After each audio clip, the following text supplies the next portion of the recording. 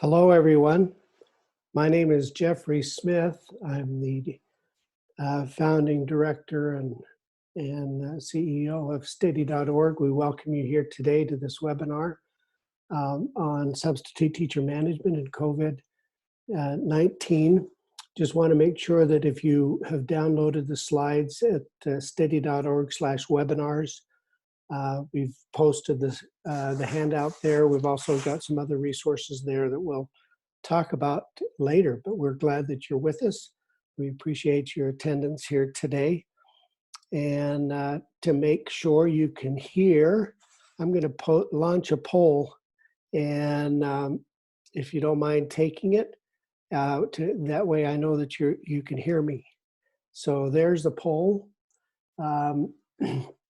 We've just because we might be sequestered at home, we want to ask what the best games at home is. The best game at home is, and so if you don't mind taking the poll, and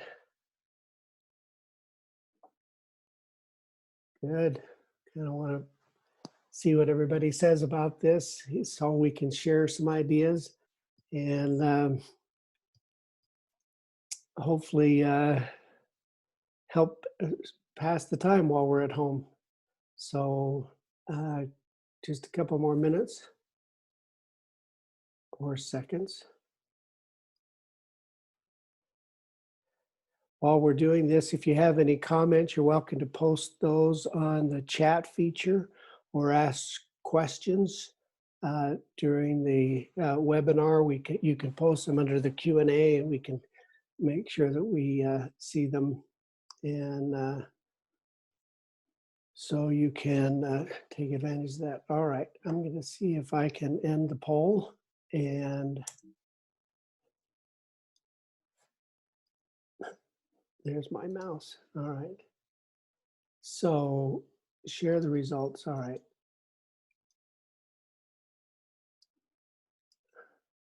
Okay, can you see that? I want to make sure you can see that. So a few of you have participated.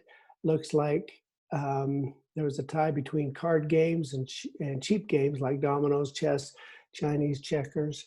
They're always fun, just always fun to get together.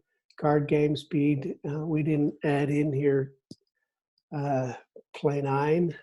We play that a lot at our place. So yeah. Good. Well, I'm glad you've taken a minute to, with this survey, this poll, and hopefully it gave you some ideas. I have to unshare my screen in order to move things around. So let's see. There we go. All right. Sorry. I'm not doing very well with this poll. All right. Back to the beginning. Today, as you know, my name is Jeffrey Smith, as I mentioned. Kelly Stone's on the call today, and Sam's microphone's not working, so we're not going to hear from him. But Kelly, if you have anything you'd like to say. Hello. Hi, there we go. Good. Kelly's in Florida and a little warmer than we are here in Logan, Utah.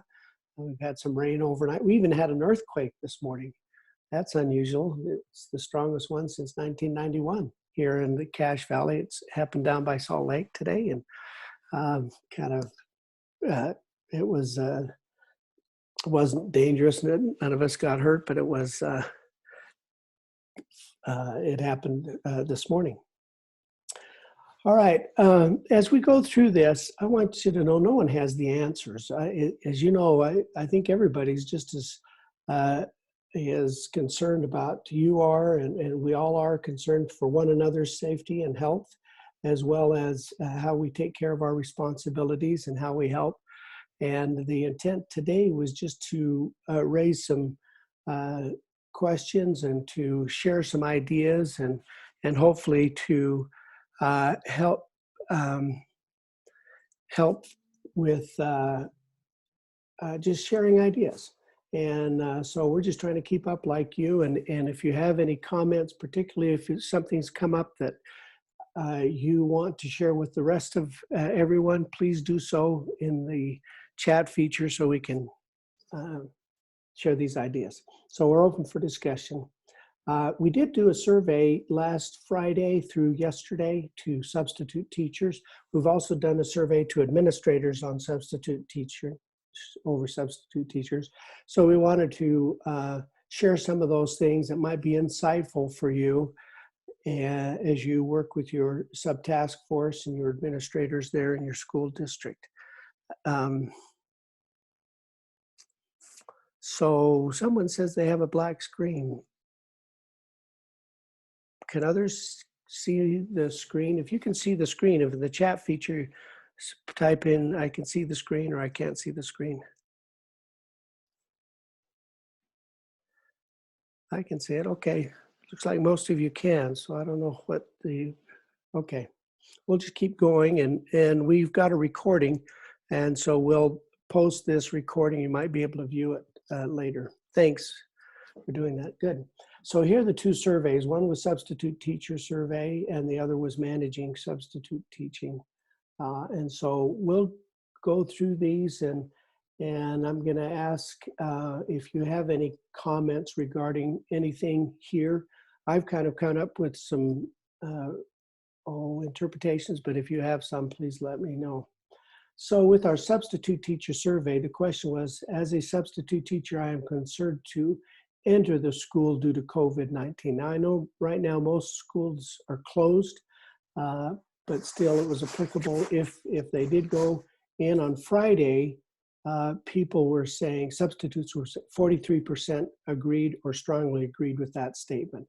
On Tuesday, yesterday, 52%. So it definitely has increased over the weekend as far as the concern of entering or the schools with that. We also separated those in 60 and above age-wise. They were a little higher. I'm going to toggle back and forth between all substitutes. You can see that it just increases a little bit with those above 60, of which I'm a prime candidate. I'm right in there. And so yeah, that's my age group right there. Okay, so how has your behavior changed? Now this is talking to a substitute teacher recently due to the announcement of COVID-19. And of all substitute teachers, 52.34% are planning on subbing again when school reopens. So that is over 50%, but that also means that 48% aren't planning on subbing, which may be a concern for the district if you're already short of substitutes. Once this is over, what's going to happen with that 48%? Now, if they're still around, I'm sure they'll substitute teach, but I was surprised that only 52% said that they are planning to substitute once this pandemic is over. 43% are nervous about income. And that was pretty universal between certified and non-certified individuals. So I didn't separate that out because it was pretty consistent. It wasn't that much change between that. So 45% are concerned about their income, particularly if it lasts 6 weeks or more. And 52% are planning to return, which means that 48% are not. Of those 16 plus, you see it's just a little higher for planning on again, but look, 31% are concerned as opposed to right there 45% of all substitutes. So Jeff, we had a question about the survey size. Do we know that? So for substitutes, I think we had about 700. We didn't sample our entire list, but we sampled enough of our list. And so we had about 700 respondents to that, 770 or something like that with that. So that's for the substitute teachers. We just sent out some samplings and we sent it out on Friday and sent it out again to a different group on Monday. That's how we got these two results. Is there anything we at Steady can do for you? We asked this to the substitutes, and the number one comment, the most common comment was, no, but thanks for asking. I thought that was interesting that they were just said they were appreciative that we were even asking. The number two comment for all substitutes was they were commented about their jobs or finding other income So it had to do job related, finding jobs or having income. Now of the 60 plus group, their number 2 comment was to pray. And so we would study our praying for all substitute teachers and concern for them, as well as concern for those who are managing substitutes. It's probably a challenge to know what to do to help, and hopefully we'll talk about that here today. Are you looking for other employment opportunities?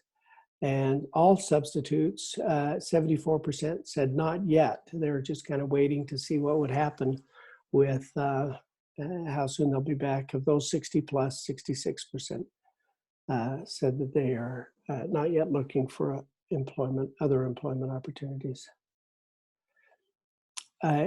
Age over 60, not holding a teaching degree and looking for employment. 26% of the females were looking for employment, where 49% of males were looking for employment. That's current right now. So those that are looking for employment who are over 60 and don't hold a teaching degree, so you're non-certified folks, 26% of the females are looking for employment, 49% of your male population are looking for employment. Comments from the subs, they vary, but this is one that I thought we'd highlight here. Last night I heard that there was a positive case of COVID virus at one of our schools. Everyone was notified, staff, parents, etc., via email, and urged to quarantine themselves for 14 days. No substitutes were notified.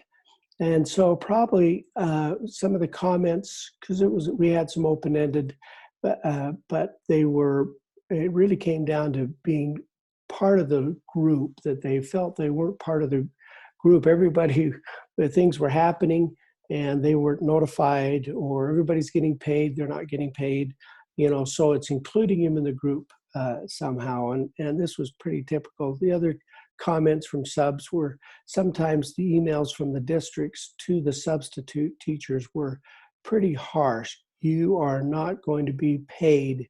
And sometimes you have to be clear, but there doesn't have to be some harshness or brashness, but a lot of the comments were that way, that they were when they were communicated, it was not a positive type communication. It was more negative with that. So, and we'll talk a little bit about that in the later slides, but that tended to be the comments from substitute teachers. Now let's talk for a minute about the results from the managing substitute teachers. These are some of the results that we have. It's still ongoing, and so things are going to change. But are your schools now closed temporarily due to the COVID-19? 100% those are responding as of on our survey, they were closed. I do know that it's not necessarily 100% nationwide. Now EdWeek has got a up-to-date map, and there's a link where you downloaded the slides at steady.org/webinars. There is this link. I've put this link plus a lot of other links there that we'll talk about. And so without having to type it out, you can go there and click, and it shows you the closure of the schools. But of those who responded to this survey, 100% of them are now closed. So I'm going to come back to another. I have a survey, another poll I'm going to launch. So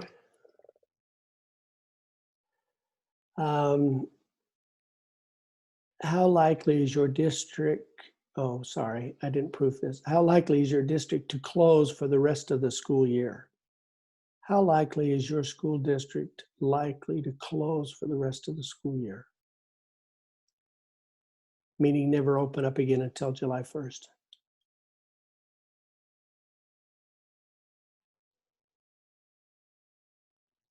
So I don't see anybody voting. Is it not? I don't see it. The poll didn't come up on my end. It didn't come up, huh?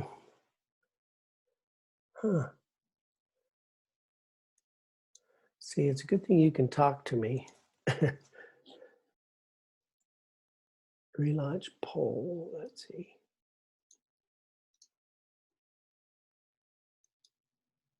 Ah, there it is. Okay, there we go. So how likely is your district to close for the rest of the school year?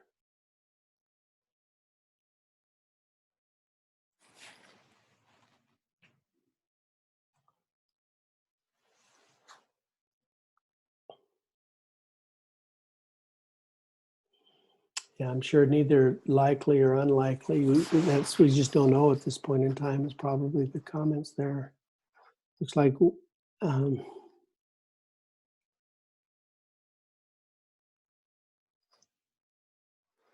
okay, about 10 more seconds if you don't mind posting, and I'll close this down. We'll just see what's there. So some of the comments, we must wait on the governor or Department of Education. I understand, yeah.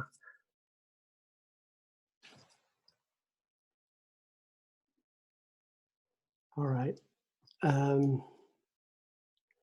So that's what, just very quickly, looks like one was very likely, 5 were likely, 12 either likely or unlikely, and then 18% unlikely. So yeah, and I'm sure it's still up in the air with many as far as what they're doing, what could happen. So we'll just have to see with that.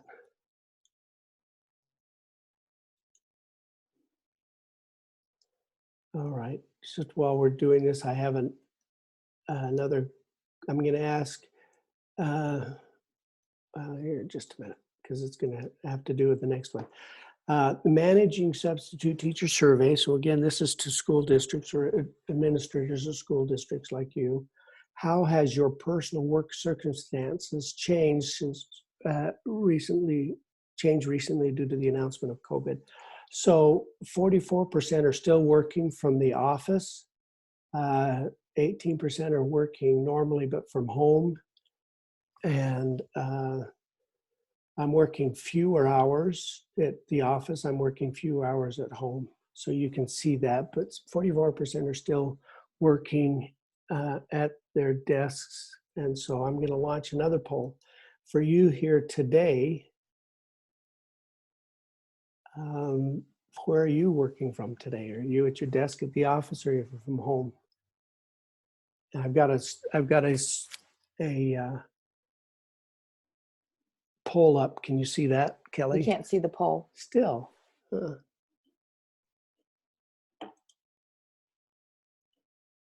Sorry.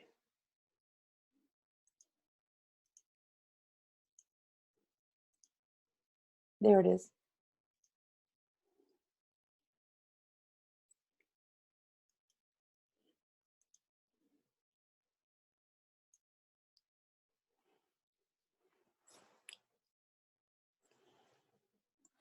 And we had one that had to answer on the chat that she's Oh, okay. working from home. Working So you from can home. add one into the from home. All right.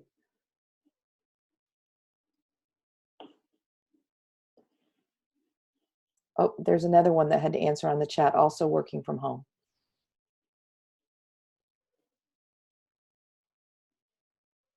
And then one on the chat working in the closed office, limited employees, but I guess at the office. All right.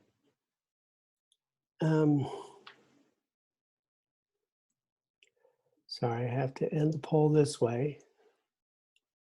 Share results. So did that get shared? Yes, we can see that. So, all right. So look at that poll or the results and add one more at the office and two more from home. Okay. Well, most for everybody from home. Well, I'm at home.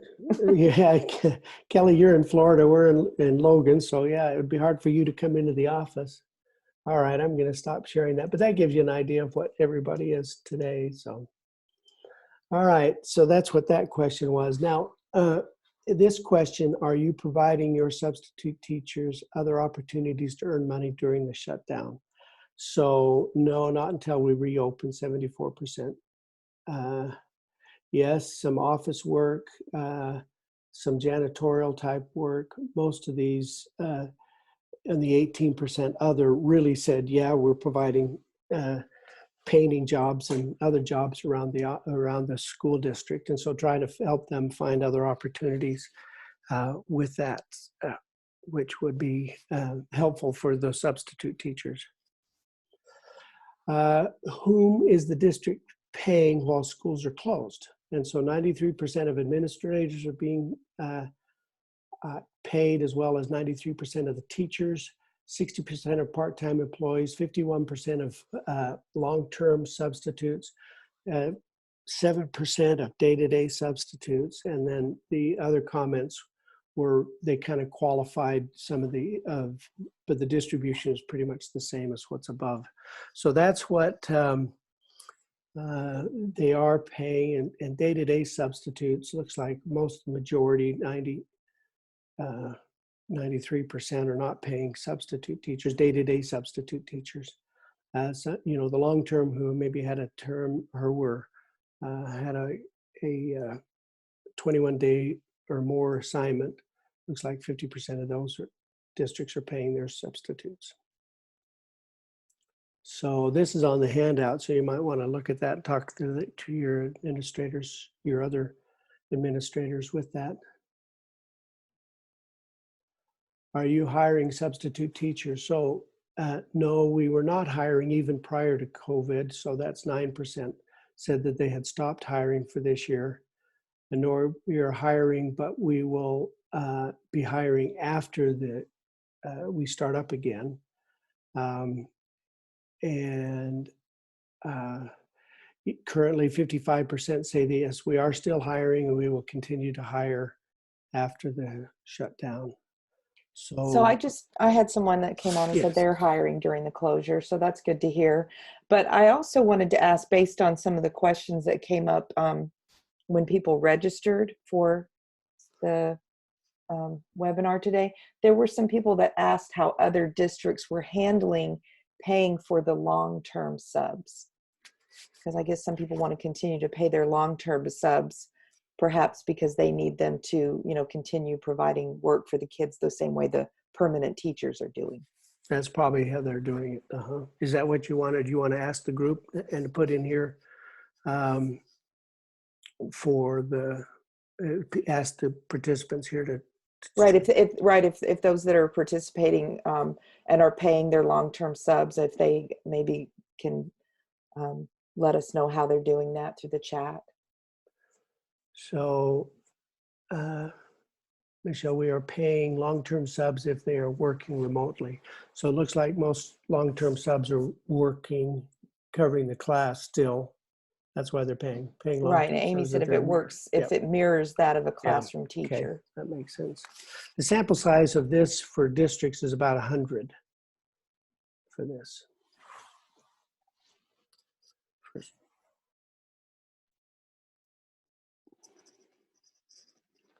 So yeah, long-term subs who are working, paying, if working remotely. Yeah. If covering a class. So here's a comment. We are going to pay our long-term subs who were scheduled during the closure. They are working for employees who are out for FMLA or in unified unfilled positions. Okay. And that's Valerie's in Illinois. I know that. I'm not sure if states determine what they can do. Probably the one comment that we did get a lot from day-to-day substitutes is they wish they could have got paid for the ones that they had been assigned for. They'd already signed up for, even though they're not filling it. But it was, you know, it's hard for them to budget. They just virtually got laid off. So but again, it's hard, totally understandable.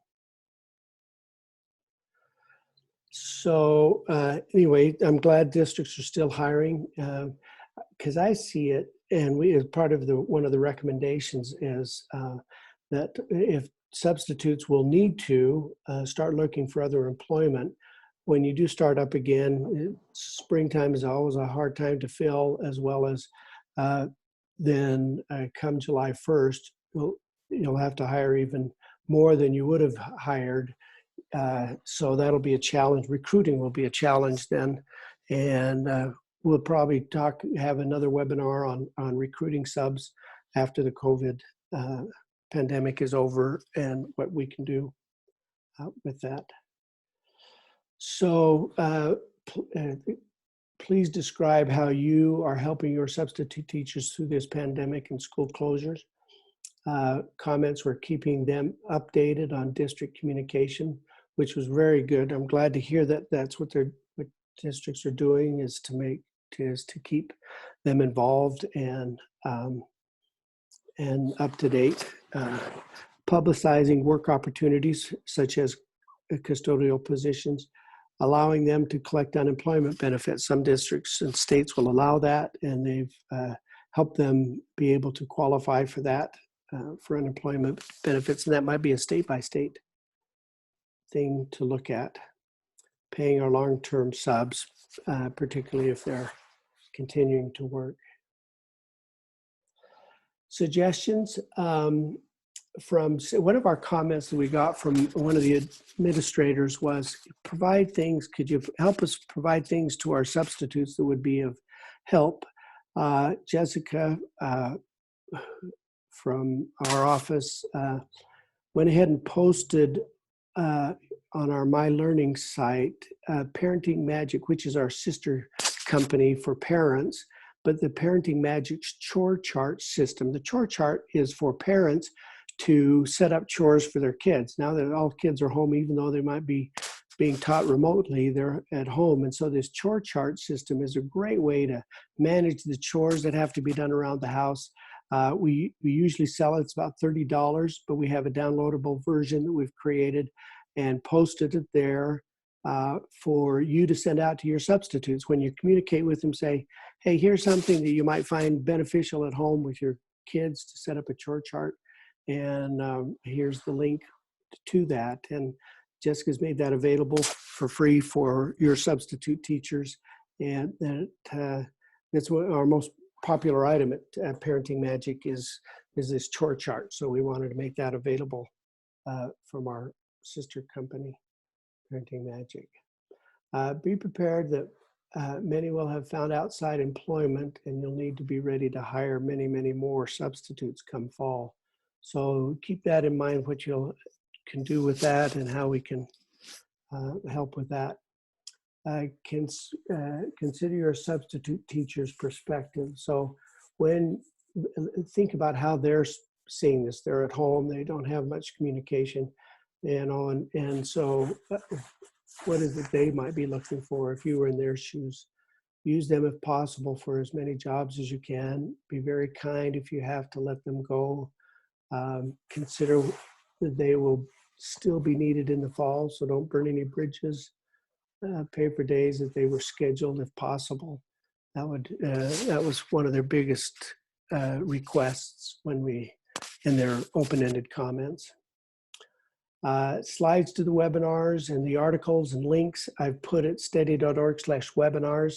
I think if you see there's some, ASPA has done quite a bit of information, has put out quite a bit of information, and so there's a link there. There's some articles on EdWeek that are very helpful on paying substitutes and other resources that are there. Sam has also posted there some links for working from home, maybe suggestions for your substitute teachers on working from home, finding jobs to work from home. But this recording, as well as the slides there, can be found at steady.org for that. Before we introduce, I have one more poll I'm going to, which is the most important poll. I'm going to allow the panelists to vote. Did that come up, Kelly? Can you see that? Yes, I can see the poll. All right, so go ahead. The poll says, what is your choice for the best drive-through? Since we can't, all the restaurants, at least here, you can't go dine in, but you can drive through. So let's see what your best, and there's probably more. You can scroll down. There's some below. Can you see that? Might have to scroll down to see some of the ones at the bottom.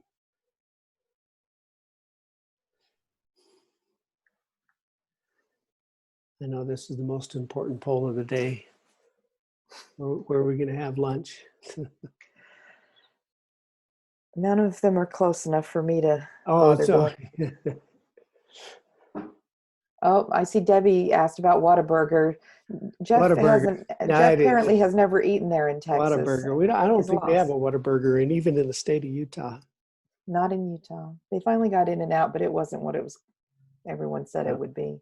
I was all right. disappointed. A couple more minutes and I'll post this. Everybody get a chance. But yes, Debbie, Whataburger is the bomb. Okay, so it looks like Chick-fil-A wins. I'm glad to see I have so many people on my side. All right, so yeah, that's a favorite place of my grandson's. He loves to go at Chick-fil-A. All right, well, hopefully there's been some ideas there to be thinking about, to talk to your sub task force. Again, we always recommend you have a group at your school district that you can bounce ideas off relating specifically to substitute teachers teaching. So maybe a substitute teacher, permanent teacher on that task force, somebody from the administration, HR office, somebody from the school side, a secretary or someone. That way you can talk about these things and how best to keep your pool in place and happy until you start up again. And so you can help fill those vacancies when they do come. We wish you well. We appreciate your attendance here today. Please reach out to us if there's anything that we can do. There's Sam's contact information and Kelly's contact information if you'd like to reach out to us.